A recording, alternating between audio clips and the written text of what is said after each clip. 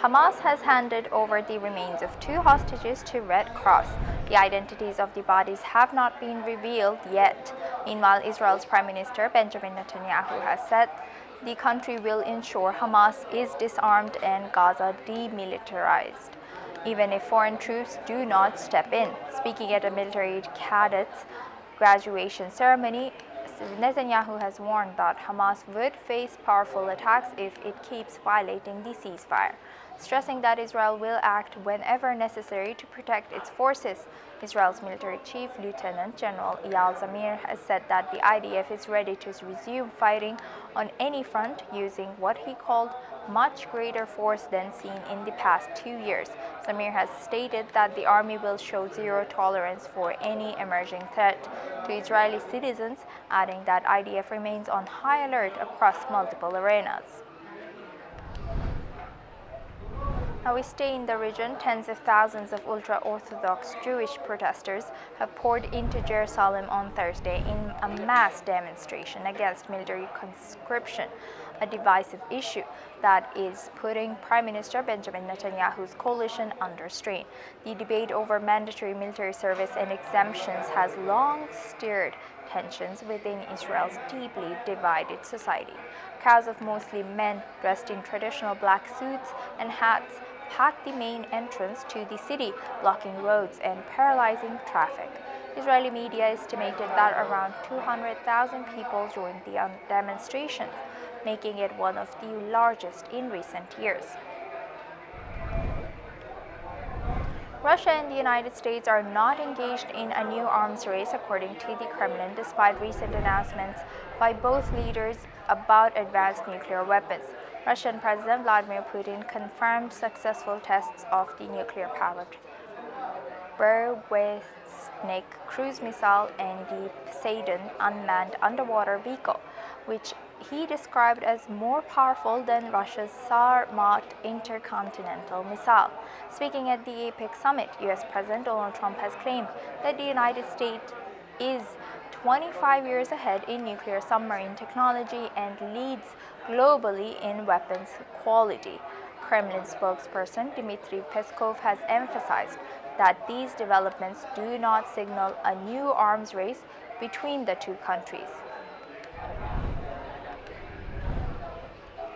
Russia says it will not begin any dialogue with Japan on a World War II peace treaty until Tokyo abandons what Moscow calls its anti-Russian policies. The Russian Foreign Ministry made the statement on Thursday, with spokeswoman Maria Zakharova saying Japan's current stance has blocked bilateral cooperation. Russia and Japan have never formally signed a peace treaty to officially end hostilities from World War II, leaving relations tense for decades later. Let's in fact listen into Russian Foreign Ministry spokeswoman. В ходе выступления в парламенте премьер-министра Такаити ничего там нового не прозвучало.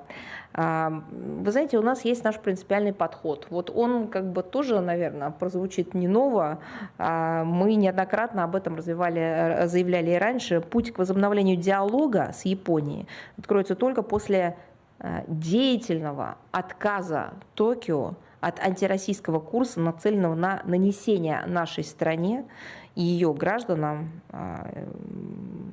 ущерба, как там придумали, да, что нам будет какое-то там поражение, ущерб наноситься.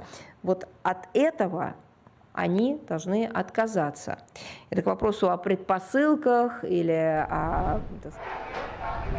Turkish President Recep Tayyip Erdogan has praised Germany's positive steps regarding the sale of Eurofighter jets to Turkey.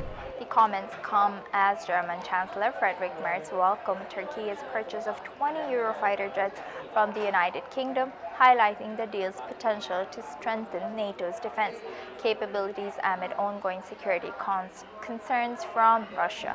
Let's listen into what was said. Eurofighter uçaklarının temin süreci gibi Almanya'nın son dönemde bu alanda attığı olumlu adımları memnuniyetle karşılıyoruz.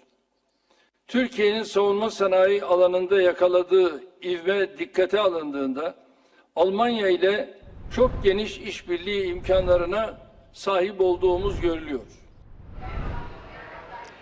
Now we move on to Asia. Japan's Prime Minister Sanai Takaichi has held her first in-person meeting with South Korean President Lee Jae-myung on the sidelines of the APEC summit in Gyeongju, South Korea. The two leaders have agreed on the importance of strengthening bilateral ties amid regional and global security challenges. The meeting, planned for 20 minutes, have lasted 45 minutes, with both sides describing the discussion as cordial. Prime Minister Takaichi has said that the two nations share differing perspectives on certain pending issues, but emphasized the need to manage them responsibly as neighbors. She and President Lee have agreed to pursue what they called shuttle diplomacy, signaling more frequent visits between the two governments. Takaichi has said that Japan would likely host the next round of talks. The meeting followed Takaichi's summit earlier this week with U.S. President Donald Trump and came as regional tensions continue to shape cooperation